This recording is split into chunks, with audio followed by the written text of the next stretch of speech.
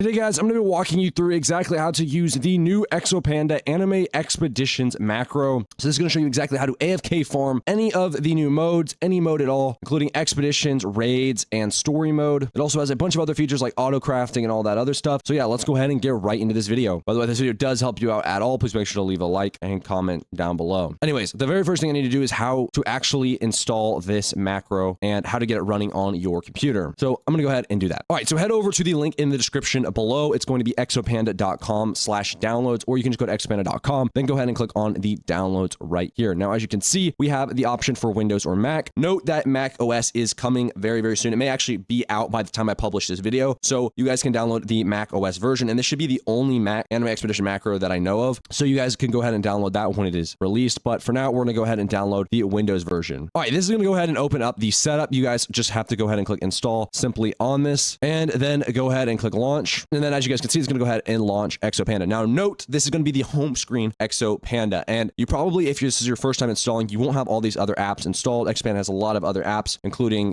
different macros, multi-accounts, launchers, so much other stuff, especially for like Mac and Windows. Anyways, head over to the apps section right here, and then go to find Expeditions and go ahead and click install. I already have it installed, so I'm going to go ahead and click launch. Now, it's probably going to go ahead and ask you for a key. And to get a key, you simply just have to go to exopanda.com/key. So you can see right here, you have your runtime. The reason why ExoPanda has ads or a key system is simply because the developers need to pay and upkeep everything. And it's not free to do that, especially with servers and all the different stuff. So what you need to go ahead and do is click the watch ad, get more time button. That's going to pop open this page right here. And don't be alarmed. It's going to tell you just to view a short ad. All you have to do is click view the short ad. Now, a lot of people kind of get twisted up when it comes to the key. The key is the easiest part of this whole thing. So scroll down to the very bottom right here. And you'll see that there's this little key box right here, your macro key, right? Now, a lot of people get caught up and they try to generate the key over and over and over again. Don't do that. Literally just click generate key one time and then click add 24 hours of runtime. So I have 8 hours remaining. So I'm going to just go ahead and click add 24 hours. If you don't see add 24 hours, it's going to either say add time or something like that. So click add time. I'm going to click add 24. So you can stack as much time as you want. And then boom, you have to wait 15 seconds. That's it. You'll see all these ads right here. That's all you have to do. Now, all we have to do is sit here and wait. It does kind of explain to you why ExoPanda and all that different stuff, but it's completely free to use, which is the best part. So you can stack as much time as you want. You're all set. And then you can go back. You can click add time to your key, scroll down. It's going to go ahead and add that time to your key. And boom, 1 day, 8 hours and 17 minutes is now on your key. You can go ahead and just click copy it and then paste it in here. But as you can see, this should update in a second to say my correct amount of time. It just hasn't reloaded yet. But now let's go ahead and launch the macro. So now that you have launched the ExoPanda Anime Expeditions Macro, there's a bunch of different things that I need to first explain to you before we can even set this macro up. When I say a bunch, it's actually not even that much. The very first thing you need to do is go into your settings of Anime Expeditions and type in UI up here at the top and make sure this is set to 1. Make sure the UI scale right here is set to 1. All right. It should be that by default, but go ahead and check and make sure. Now, the next thing that you're going to need to do later on is go into your settings and turn on automatic vote start. This will be needed later on. We may have to turn this off for a second, and then make sure your auto skip waves is also enabled. If you've never used a macro before or you haven't been playing, then make sure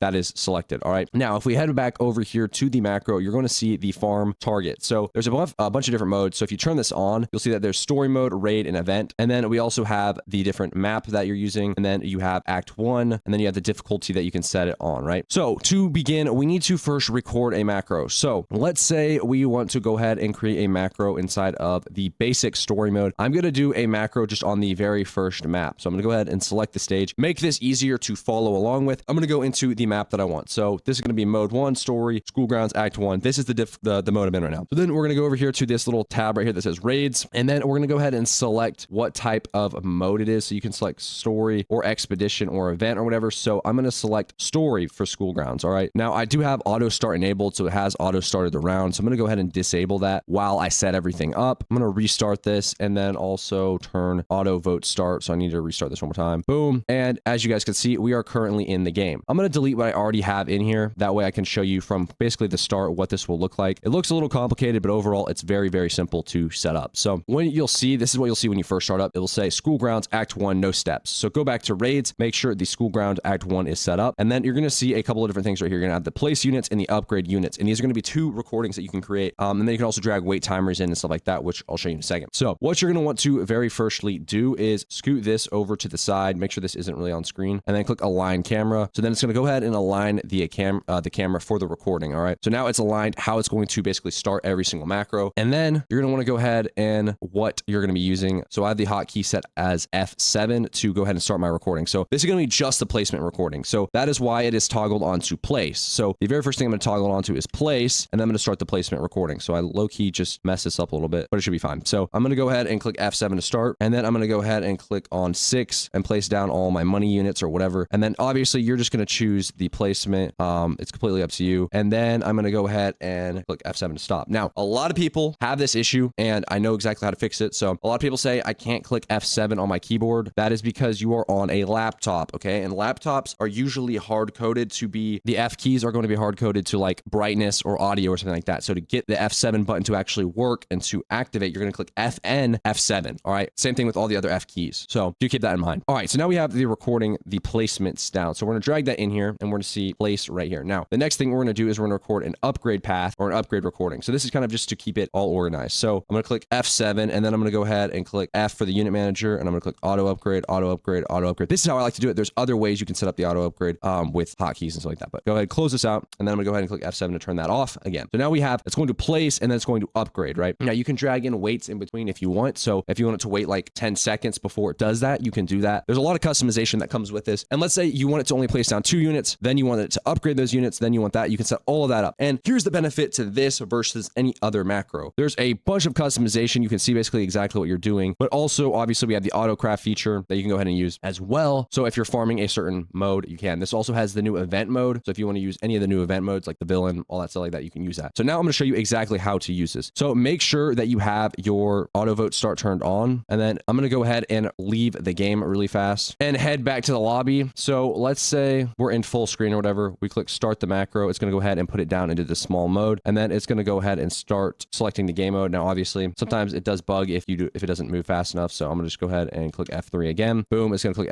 Expeditions. Now it only does this sometimes. So boom, click F3. It's going to go ahead and click on story mode. It honestly just depends. Like when it lags, it's simply just a matter of the fact that the internet's not loading fast enough. But boom. After this part, once we're in the mode, it's going to run these modes over and over and over and over and over.